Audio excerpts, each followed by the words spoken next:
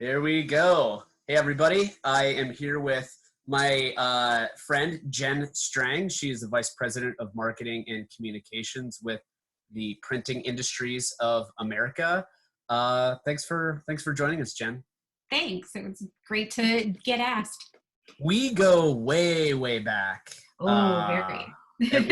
at least 2008, I think. Yeah. So it's really cool to be able to have a conversation with you about everything that you do, because I only have some shards, some aspects of, Sure. of my interactions with you and our collective history. So yeah, so you're at Printing Industries of America now, but I'm interested in where you got your start. What are your humble beginnings? What is your superhero origin, so to speak? What was the moment that you decided like marketing is for me, and where did you go to school, and how did you break into the industry? Well, I actually went to York College of Pennsylvania in York, PA. I was a scholarship kid, and so my goal, my vision when I first went off to undergrad was actually going to be I wanted to be like in foreign service. I wanted to be a diplomat. I wanted to be someone who traveled the world. Unfortunately, the program that I joined was dissolved at the end of my sophomore winter semester. And they gave us a choice of, you can be straight political science major, or you could be like a Spanish major. But I had just taken a class in public relations as an elective in the communications department. And I realized that I was really good at that. Okay. I am the type of person who is like a little general. Like sometimes people who know me really well think that I'm like kind of like Napoleon, because I'm a little tiny person who's always like giving directions and orders and stuff and making things happen. Right. But I am definitely the type of person that can see like, the imaginary whiteboard in front of my head and pull all the different pieces together. And then obviously my writing skills and my ability to sort of craft sentences and position pieces for different executives and people have very much come in handy in my life.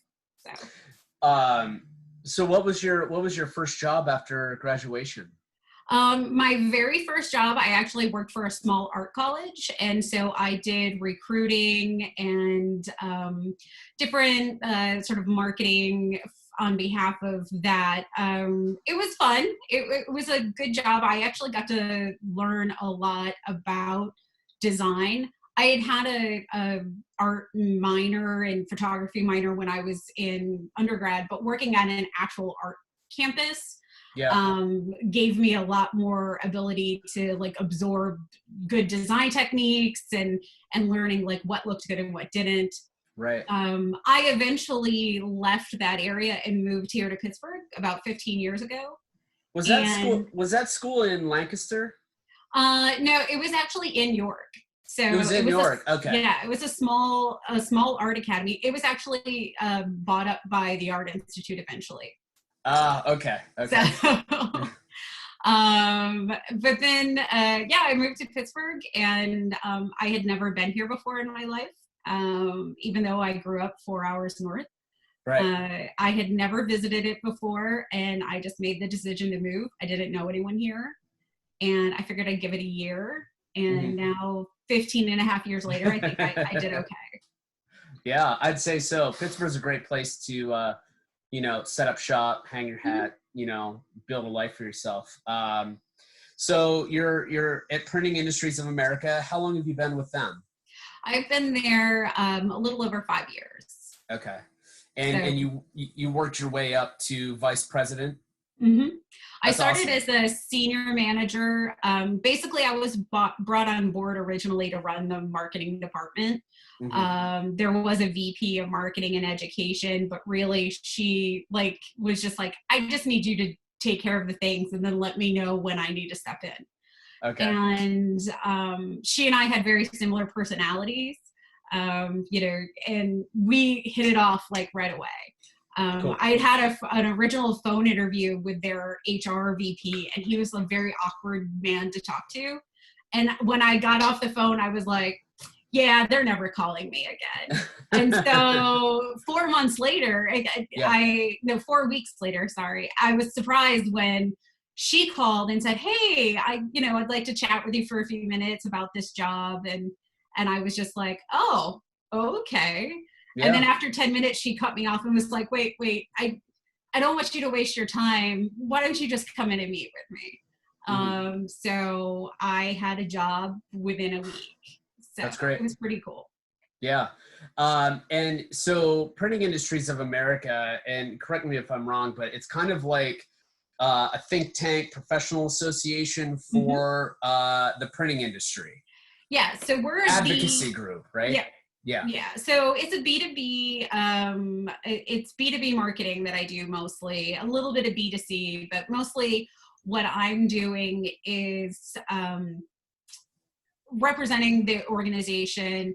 They are the National Trade Association for Commercial Printing. So think ink on paper, packaging, signage, brochures, anything that you would receive like in the mail that came from a printer. And even like, you know, Hallmark cards, Hallmark and American Greetings, those are both members of ours. And names that people would recognize like Vistaprint and Moo, like they're all members. What we do is kind of multifaceted. So we represent the printing industry in government. So right now, what I've been doing front lines of is writing member communications to help get print listed as an essential business federally, because right now it's on a state-by-state basis. That's right. And the problem is that print is essential to the other essential function jobs, because you have to keep, even if someone's like making a ventilator, you still have to create the paperwork that goes with that ventilator. You need to have some sort of user guide. If they're making, you know, 500% more of those, then they're going to need 500% more of those manuals. So we're trying to get that through to everybody. So that's a lot of what we do on government affairs. We run our own education programs, conferences. You've heard me or seen me in all these different places all around the US, running conferences. And also, I'm the publisher of a magazine that we put out every month, and it's a very demanding job. Yeah, it sounds like it. Well, that's a good thing with respect to the work that you're doing, because these organizations, these companies do need the representation, especially, you know, during viral pandemics. How has the coronavirus outbreak affected you guys? So we are all working remotely, but quite a few of our staff had worked remotely before. The trickier part is we run a physical bookstore, so people can purchase books from our online store. So the question is, okay, who's going to go into the office and actually fulfill those orders? So some of that has been a little more of a challenge for us than we would have normally anticipated, because there's still a physical aspect to some of the stuff we do.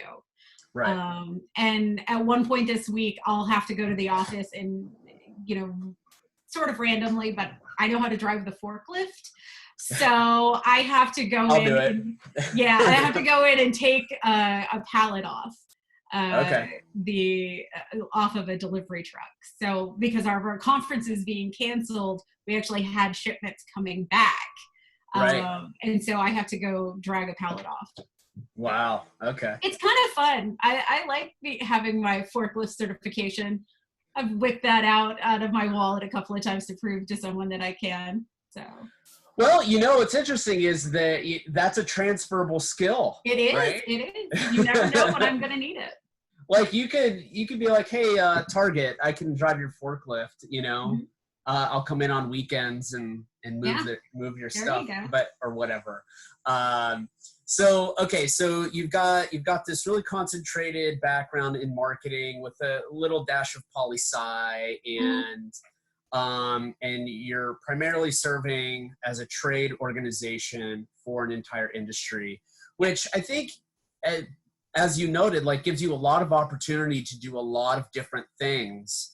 And your network must be incredible because you have to talk to everybody and all the members. And definitely, I have sat next to the head of the head of Dow Jones for printing operations.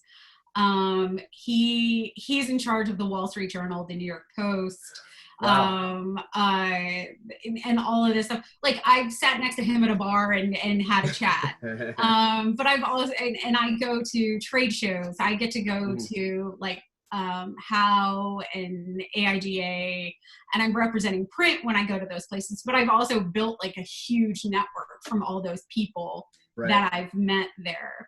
And then also just running our own conferences. That is a very sort of, it's like a advanced level of hostessing, because everyone wants to talk to you and ask you a question, but you're also trying to make sure that the lights are on in this room and this is running correctly. And so it's challenging, but it's a lot of fun. So. This reminds me, so I ran a conference. Well, you guys were you guys were a partner in it. So the conference I ran in Youngstown, I remember having just a wonderful time. It was just so surreal to be surrounded by all these people that I cared about, that were friends of mine from all across the country. And then I just have that one memory of like the worst thing that happened. I will never forget that. And it was some noob professor, very green, couldn't figure out the adapter for the projector. And it's just like, you do this for a living. This is the one thing that you need to do wherever you go. Whatever you do, do not take them out of their comfort zone with technology. That's especially very difficult. Especially faculty. So, but nevertheless.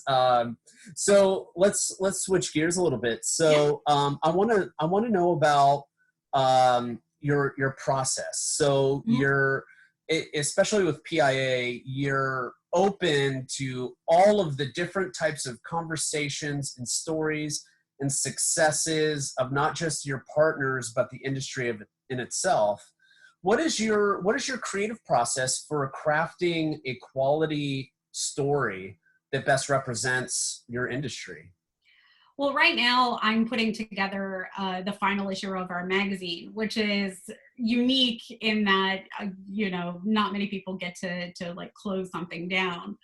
But what I have been working on is I started, particularly, we'll use the magazine for the example. I start with, okay, what is our theme, and what am I trying to tell people overarching? So right now, obviously, we're in the middle of this pandemic, so our members are hungry for information. They want to know how to financially survive this. They want to know how to market themselves when they're coming out, or if they're still in business, how do they market themselves? How do they still get revenue going? We're also doing things on preparedness. So I generally will start with an overarching theme and then do some branch out topics of what I'm looking for. What are the questions that the people, my audience, want to hear? Like, how are they going to best be served? And, how can I do it in 24 pages? And then I go out and I try and find who I consider the most interesting experts. Not always going to hit that mark, but I at least give it a try. That magazine, when I first started, had no women writers in it, which drove me bananas. And so now I always make sure there's at least 2 women that have contributed, and you're making sure that there's some diversity in as much as I can within that. So I kind of set little goals for myself, and then go out to find that content, and then make sure that as I'm putting it together, it flows really well. So if you're talking about preparedness, then maybe you want to go into an HR thing after that. And then after that, you're going to go. So that way, there's sort of a narrative to what you're trying to do. And it's trickier. There's sometimes that I get it really, it's like, wow, that is an amazing issue. And there are times where I'm like, no, didn't quite hit the mark. That reminds me of the conversation I had previous to our meeting. And I was talking to a PhD, and she's very much a professional writer. And I was talking about how, my design students aren't trained writers, God love them, but many of them just are not good writers in general. Right. And then even the marketing students that I have, however great they may be at writing, they are still not necessarily trained writers. And I myself am not a formally trained writer either. Yeah, I've taken English classes and maybe a composition class, but there's writing in general for literature, and then there's writing for marketing. How do you learn to write for marketing? You really, I don't want to say that it's a talent, but you do have to have a little bit of a gut for it, because I know someone who's a great academic writer, but to sit down and do what he does and write like a 50-page article on whatever, that to me would be torture. Imagine reading it. Yeah, exactly. But then and he can hit all the points, and he can make sure he has all his citations. But for me, I really care about the audience and making sure that my point is getting across, that I'm doing it in a sort of captivating way. I cannot stand when I get a piece of mail and I open it up and it is the most boring letter automatically it'll go into the bin. But for me, I really am looking to capture the hearts and the minds, so to speak, of my audience and keep them interested. And pulling together creative ways to do that. So one of our conferences was in San Diego, and so I made sure that as soon as a massive blizzard hit across most of the US, I sent them a photo of what it currently looked like at that hotel. And said, just think, in 4 weeks, this could be you. And then of course went into all the details of why it was such a great conference and you should come. But you have to make connections like that in order to be sharp for marketing. And you shouldn't let opportunities pass you by. Unless you're in the middle of a pandemic, and then by all means, let opportunities pass you by. Yes, thank you. Just hold your sales process. I'm not buying shit. I'm not buying shoes. No. I appreciate that you care about me, DSW, but I'm not going to buy some shoes. Yeah. Unless I plan on running away from a zombie and I need a new pair of trainers. That's one thing. But I'm not buying kitten heels. Yeah. Oh, yeah. So thank you for saying that, because I've gotten a lot of concerns from students that they feel like there's this expectation on them as soon as they enter the industry that they have to be exceptional writers. And I don't believe that's the case, but if you're going to go into marketing, it helps to have, you may not have a style, but at least understand the functionality of language and how it's utilized, when to use a hyphen or an em dash or a semicolon and a colon, and first, second, third person points of view, stuff like that. I mean, at least have a above average understanding of the basics. And I've trained a lot of people because of this, because they don't understand. And that's not even a new grad. I've had people who've come to work for me who have been in the field for 12 years, and they consider themselves to be the best of the best when it comes to writing. But then I read their stuff and I'm like, okay, how do I put this? And it's very simple things sometimes because, being a B2B, like a business to business marketing organization and what I do, you don't say you to the person that you're writing to, you say your company, because oftentimes it's not the end user that's reading it, that the guy that's actually going to write you the check or pull the trigger is not the person that you sent the letter to. They're going to get it and then take it to their boss and say, hey, I'd really like to buy this course, or I'd really like to go to this conference. And so it has to be put into words of your company will benefit from my da da da da da. So. Right. And so from my perspective, I'm an academic and a designer. I've always operated in marketing circles, but and so I sort of trained myself how to write, and I have a healthy confidence in my writing. I feel like on the academic side, I got it locked down, but in my day job, I market the undergraduate business college at Pitt, and my supervisor, the way that we work is I basically formed the project. I handed off to my colleagues on the marketing team, and they craft something. I'll edit it, add some stuff. We'll go back and forth, and then it'll go to my supervisor, who then just distills it all down to its most basics. And that's not a bad thing, because in higher ed communication, we're sort of understanding that students don't want to have to read a whole bunch of crap that says the same thing. So we take and we take a very minimalistic approach to the language. And it's kind of interesting because I agree with that process. I'm learning how to be a minimalist because as an academic writer, I am not a minimalist at all. You gotta put it all in there. It's very detailed, very complex sentence structures. Some of it feels convoluted, but that's academic writing.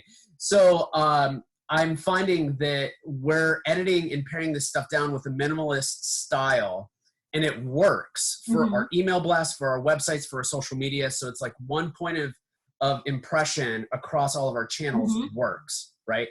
But there's still the creative in me, the storyteller, that's just I want to keep that detail in, even though it's inconsequential to the big picture.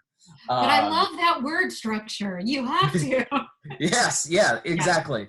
So, I ultimately concede and we move on and everything's fine. But what are some examples of a project that you've done where you just had to craft a specific narrative, framework and limits and rules be damned?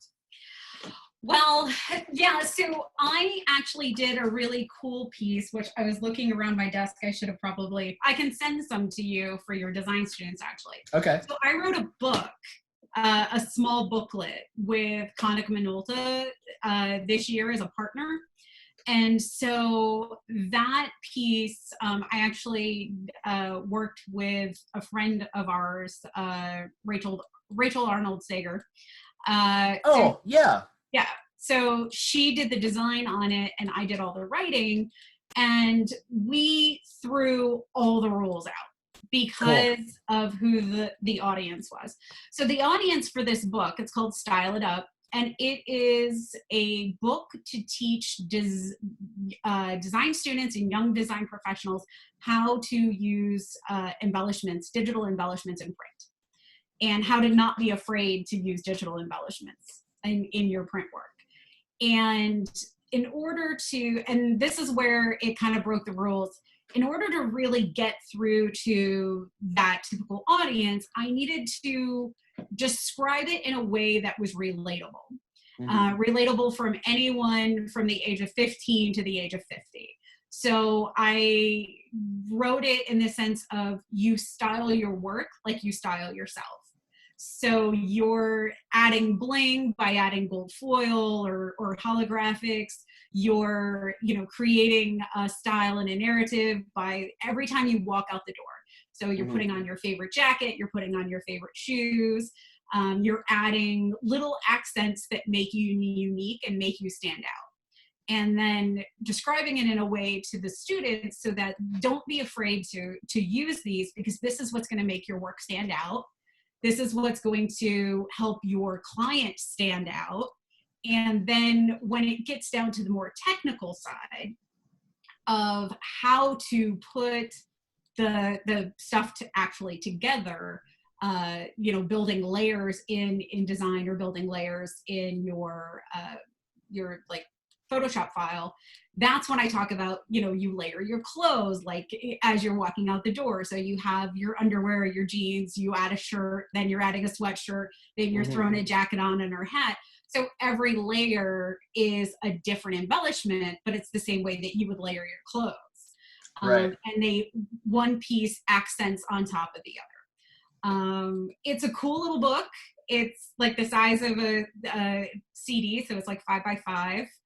And it's hot pink and with a pair of spot UV shoes on the front that give it texture. But I worked with Rachel to put it together because I wanted something that was very on trend as far as the look of it. So people, I took it and beta tested it at How Design Live last year. And when people saw it, they were like, ooh, what's this? And then when they picked it up, I would talk to them a little bit about it, and they wanted to know what app I was selling. And I'm like, no, you don't need an app. You already have all the tools to do this yourself. And they're like, what? Really? And so I apparently made it look so good that people thought it was a new product, which made me very proud. But in the writing and everything, I'm very, very informal in the writing. I talk, I think I use more colloquial sort of fun language and everything. I got a little cheeky with some of it. There's sort of a spiked dog collar on the back. So it's just a fun piece. And it was good to do something that didn't have a ton of rules to it. Did you throw a yins in there? I did not throw a yin in there. Sorry. No one would get it. No. I'm anti-yins. Yeah, Well, it's really funny. I will only say Nebby. That's my only Pittsburghese. So. What's funny is my daughter says Pittsburgh. No. Yeah, well, I think Erin probably did too when she was younger, and she grew up here, so I didn't. So yeah. So, kind of coming to the end of our conversation here, one of many, hopefully. What advice do you have for senior marketers and designers looking to enter the field in, I don't know, really less than a month? Yeah, so twofold. I would say make sure that you have a diverse portfolio of skills. So if you can know a little bit about writing and also be a designer, great. If you can do photos, great. From the marketing side, if you can be able to communicate with a designer how you want something to look, but use it in I don't like that, that's not pretty, that's not the way that you need to do that. There's tons of online learning for just about any topic that you can think of. So especially now, if people are sitting at home or if they have time on their hands, learn, go to these online classes. You can get them through your local library. A lot of times it has LinkedIn Learning. Exactly. Yeah. And so learn as much as you possibly can so that you can say, oh, I know a little bit about that, or, I dabbled in that, but I'm sure I could pick it up, or I'm sure that I could help you with this project. Sure. Knowing a little bit about a lot of things is what has gotten me where I'm at. Absolutely. And then when it came time for me to learn something more, I did. And so that was a really important thing that I learned very early on. And that's how I have an undergrad in PR with a minor in art and photography. So I made sure that I could serve a dual purpose wherever I went. And that was really it. Yeah, you've got the writing, the marketing, the visual media. So you have all of these sort of connected adjacent skills. Instead of like, I was a chemist in undergrad and now I'm in professional marketing. Right. So, you know, if you're working for a chemical company doing marketing, that would be perfect. But that would be great. The second point I wanted to make though was, and I find this across the board, not just marketers or designers, but a lot of students, people that have been interns in my office, working on your problem solving skills.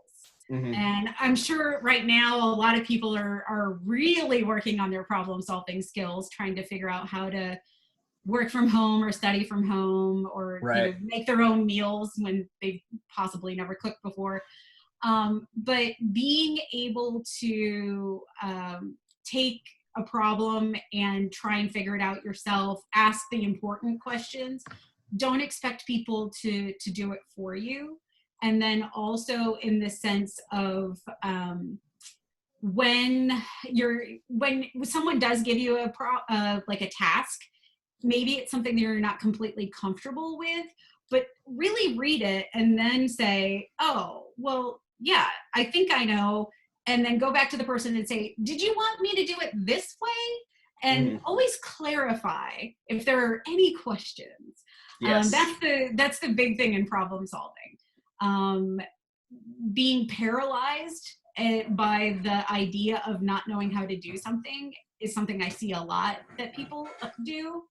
And if you don't know how to do it, ask a couple of questions, get a feel for it, and then move on. Don't just sit there in fear. Like that's something that I see a lot of.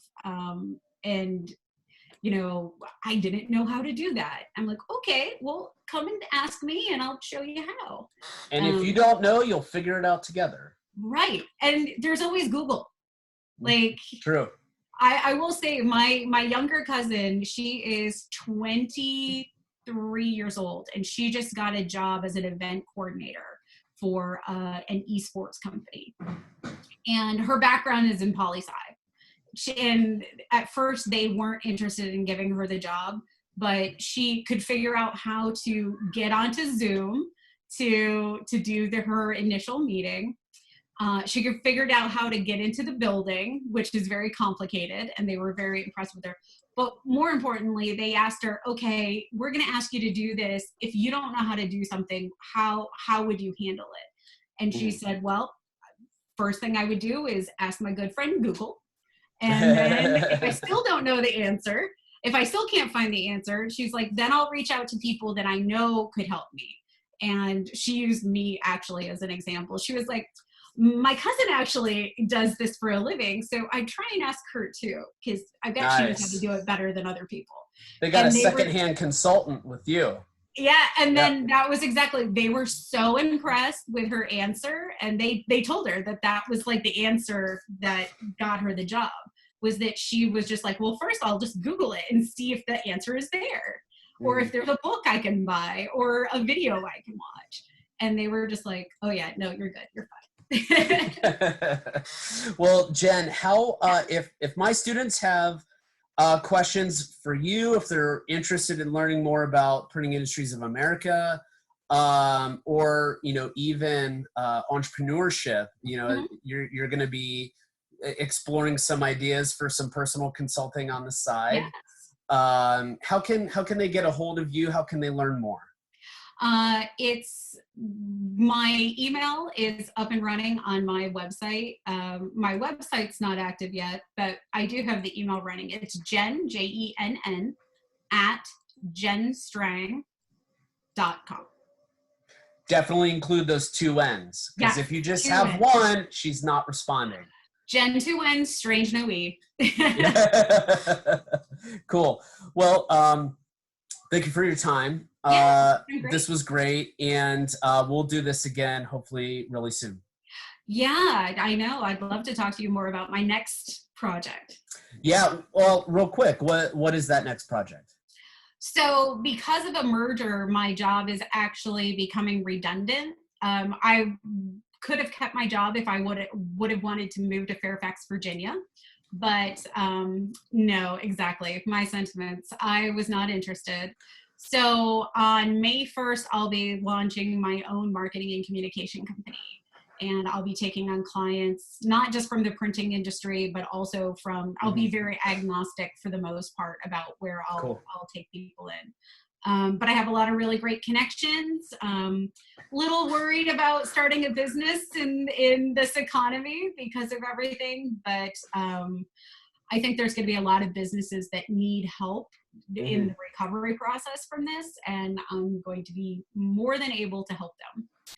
So I just don't get to go to Key West on vacation first. Yeah. Well, you'll do great. Best of luck. And if I got any students out there that are interested in seeing Jenn's company come to life in real time, give her a holler. Thank you. Have a good day. All right. Take care.